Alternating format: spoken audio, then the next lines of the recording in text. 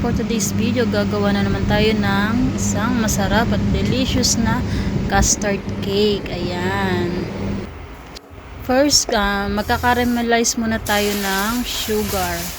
Ayan, lagyan natin siya ng konting tubig para medyo lumabnaw ang ating caramelize.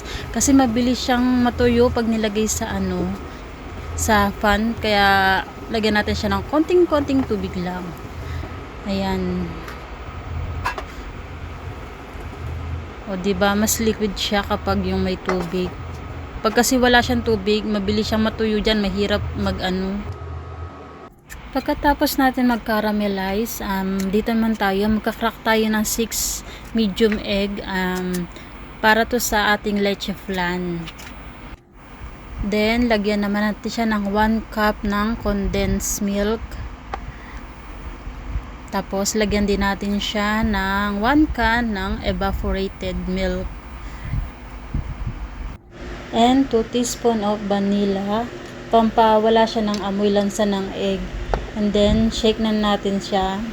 At pag nakita nyo ganito na siya ka-pure na halo, pwede natin yan ilagay na. Pero syempre, salain muna natin siya bago siya ilagay dito sa ating mga pan.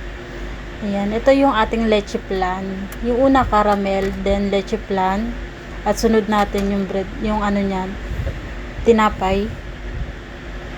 Ayan, ito nga palang nagawa ko, 2 lianera tsaka isang malaking pan. Hindi ko na yung sukat ng pan ko eh. Kaya ayan.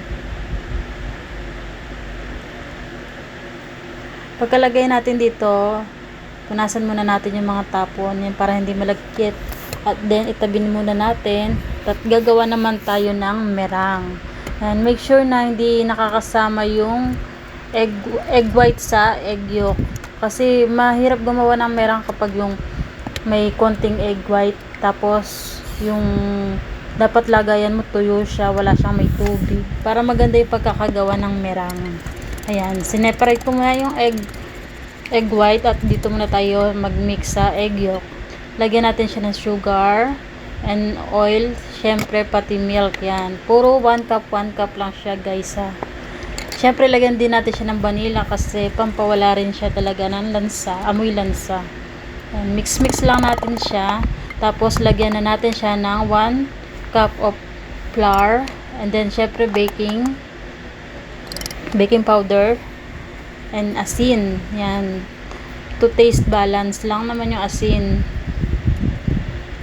Pag sa tingin nyo okay na, katulad ni Re, i-separate muna natin dahil gagawa tayo ng merang. Yan, ito yung egg white na na tinabi natin kanina. Lagyan natin siya ng baking powder, sugar. Paunti-unti lang yung lagay ng sugar huwag nyo ibigla. Ayan. Siyempre, pag ganyan na yung sticky na siya, hindi na siya masyadong malabnaw, pwede na natin siyang ilagay dito sa ginawa natin kanina.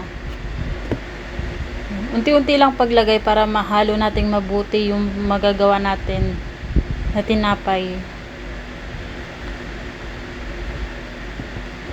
Haluin natin siya para maganda pagkakaano niya. Tapos, yung natira, ilalagay din natin siya. O, diba ang easy lang naman niya gumawa? Ayan. Kailangan kasi maihalong mabuti yan. Mag-mix, combine sila together.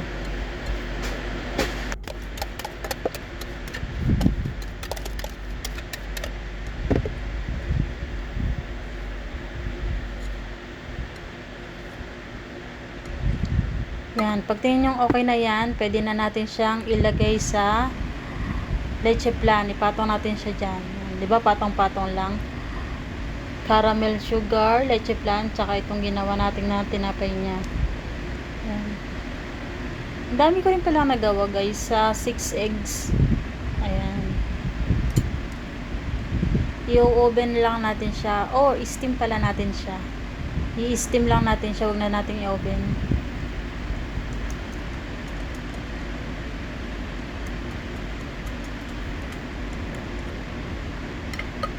Sana hindi to umapo kasi punong-puno yung pagkakalagay ko.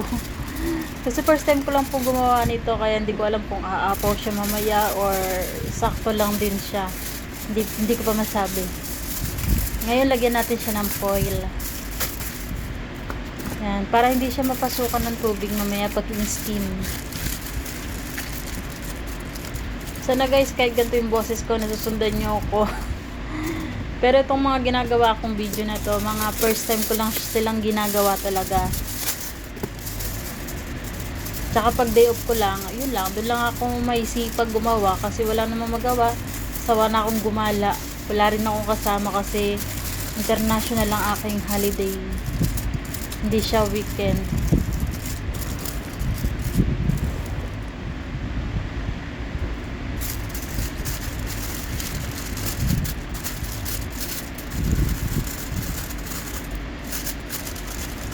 Nakakataba na naman tong aking ginagawa.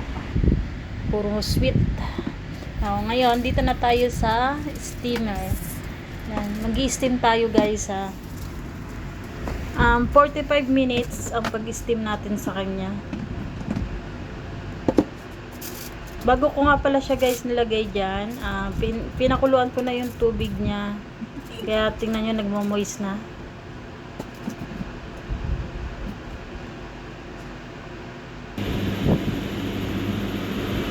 So, yun na. Ang aking finished product. Ayan. First time ko lang guys gumawa nito talaga ha. Ayan. Pasensya na kayo. Nagkamali ang aking pagkuha ng video. Kaya napaliit.